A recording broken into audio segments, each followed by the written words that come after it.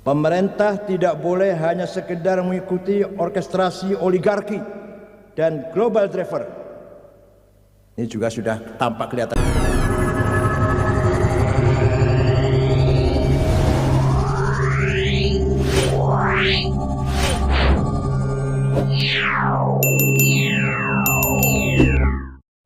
Pun masih diperlukan upaya konsolidasi untuk meningkatkan kesadaran, rasa percaya diri, kebanggaan, dan kebersamaan seluruh warga bangsa-bangsa Asia agar secara nyata mampu memimpin peradaban dunia.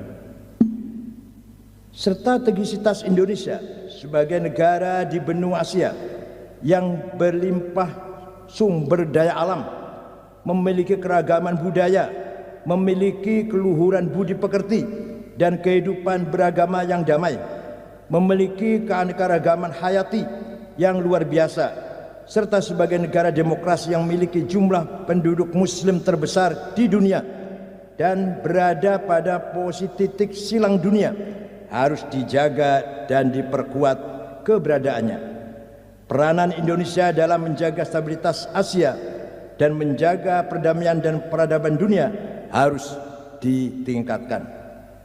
Pemerintah Indonesia dan para pihak berkepentingan tidak boleh hanya mengeksploitasi sumber daya alam di Indonesia dan melupakan keseimbangan ekologis dan melupakan masa depan generasi bangsa.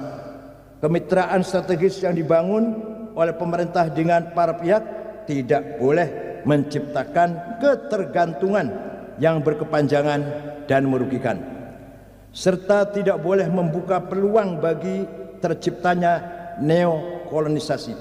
Demikian hanya kerjasama yang dibangun harus diiringi dengan transfer teknologi dan keahlian serta dibarengi dengan pengakuan atas kedaulatan bangsa. Ini sudah sangat membahayakan. Kalau kita lihat terus terang saja di pusat-pusat tambang nikel di Kalimantan Tengah, ya, di Sulawesi Tengah harus kita perhatikan, kita harus jaga tetap kedaulatan kita. Kita kerjasama dengan investor manapun, tapi kita harus tetap berdaulat. Dan yang kita harapkan ada transfer teknologi, bukan hanya eksploitasi keuntungan belaka. Tahun 2022 sebentar lagi akan kita lalui. Besok berbagai capaian pembangunan dan kerja-kerja strategis telah dicapai. LPOI mengapresiasi langkah pemerintah untuk mewujudkan pembangunan Indonesia yang lebih baik. Namun demikian, masih banyak pekerjaan rumah yang belum terselesaikan dan berbagai hal yang perlu mendapatkan perhatian dan penanganan serius. Pemerintah tidak boleh hanya sekedar mengikuti orkestrasi oligarki dan global driver. Ini juga sudah tampak kelihatan sekali. Arah politik pemerintah kita didikte oleh oligarki, oleh pemodal-pemodal. Nyun sewu. Saya terbuka saja Pak John, ya. Ya Pak John, saya terbuka saja ngomong. Enggak usah malu-malu, enggak usah tanpa beban. Arah politik sudah dikendalikan oleh pemilik modal, pemilik uang. Dalam menghadapi ancaman perang biologi dengan berbagai serbuan agenda-agenda pandemi, demikian halnya harus lebih berani menegosiasikan kepentingan nasional dan kesetaraan dalam menghadapi perang mata uang di tengah agenda global driver yang mengarah pada kesatuan mata uang digital. Kolonialisasi digital harus segera diakhiri dengan segera membangun kemandirian dan kedaulatan device, network dan application. Kedaulatan data dan informasi serta kedaulatan cyber harus dijaga dan tidak boleh bocor serta bebas ditambang oleh pihak-pihak yang berkepentingan agar kedaulatan nasional tidak terkoyak-koyak. Mewaspadai politisasi agama, lebih tegas dan harus lebih tegas dan lebih berani melarang penyebarluasan ideologi Wahabi, Salafi, Takfiri. Pemerintah harus tegas, Pak Wawan, harus tegas menyikapi aliran-aliran radikal ini. Negara tidak boleh kalah oleh siapapun. Segera mengambil aksi nyata dan menindak berbagai provokasi anti Pancasila, provokasi anti NKRI, dan provokasi anti pemerintah yang sah, mengancam kesatuan dan keamanan nasional. Pemulihan terhadap kepercayaan rakyat terhadap aparat kepolisian, TNI, dan para penegak hukum harus segera dipulihkan agar keamanan dan pertahanan semakin kuat menghadapi berbagai turbulensi. Jadi nyun sewu, mohon maaf, sekarang rakyat sedang kehilangan kepercayaan terhadap penegak hukum. Malah kepolisian sedang sangat merosot. Berapa persen sekarang? Tinggal berapa persen kepercayaan polisi ini? Sangat-sangat merosot sekali. Kita harapkan pemerintah segera melakukan pembenahan sana sini agar kepercayaan masyarakat terhadap polisi, hakim, jaksa segera terwujud kembali. Pelan-pelan.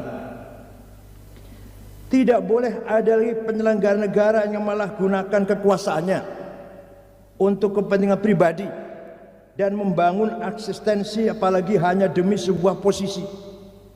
Penyelenggara negara harus rela mengabdi dan memberikan pelayanan yang terbaik untuk Ibu Pertiwi ini, bukan eksploitasi dan mengakuisasi jejaring dan sumber daya negeri untuk pribadi. Kehidupan beragama yang ramah, damai, dan toleran harus ditingkatkan dengan memupuk dan menyemai sikap ramah, damai, dan toleran di lingkungan pendidikan, rumah tangga, kehidupan sosial, ruang-ruang media sosial harus diisi dengan narasi dan kontra narasi yang menggaungkan kebinekaan dan toleransi, sehingga Pancasila masih terus terpatri di sanubari setiap anak negeri Indonesia ini. Keadilan sosial. Ini sila kelima, sila yang paling jauh panggang dari api.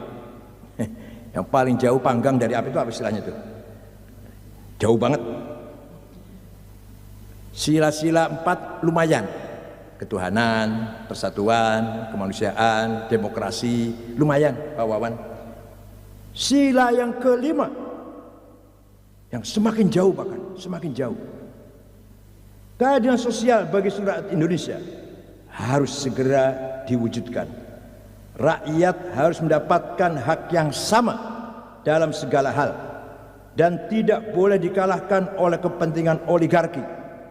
Redistribusi aset, redistribusi lahan dan hutan tidak boleh dimonopoli dan hanya sekedar manipulasi. Kesempatan berusaha harus lebih dibuka seluas-luasnya bagi semua pihak, bukan hanya untuk dikuasai oleh kongsi-kongsi tertentu di negeri ini. Anak-anak muda harus lebih diberi posisi dan ruang berkreasi agar lebih produktif dan lebih berkontribusi kepada negeri ini. Kemanusiaan yang adil dan beradab harus dijunjung tinggi. Keselamatan dan nyawa manusia Indonesia harus diutamakan dan tidak boleh disia-siakan. Berbagai tindakan kekerasan yang telah merugikan kemanusiaan dan menghilangkan nyawa manusia harus dihentikan. Tragedi Kanjuruhan harus diusut setuntas-tuntasnya. Kesiapsiagaan dalam menghadapi berbagai ancaman bencana ekologis dan ancaman teroris harus diwaspadai.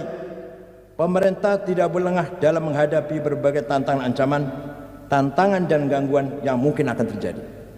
Kemarin Pak Wawan, kita baru saja mengadakan seminar tentang fiqhul ghaza, yaitu makanan dan obat-obatan yang aman untuk kita konsumsi. Ternyata banyak sekali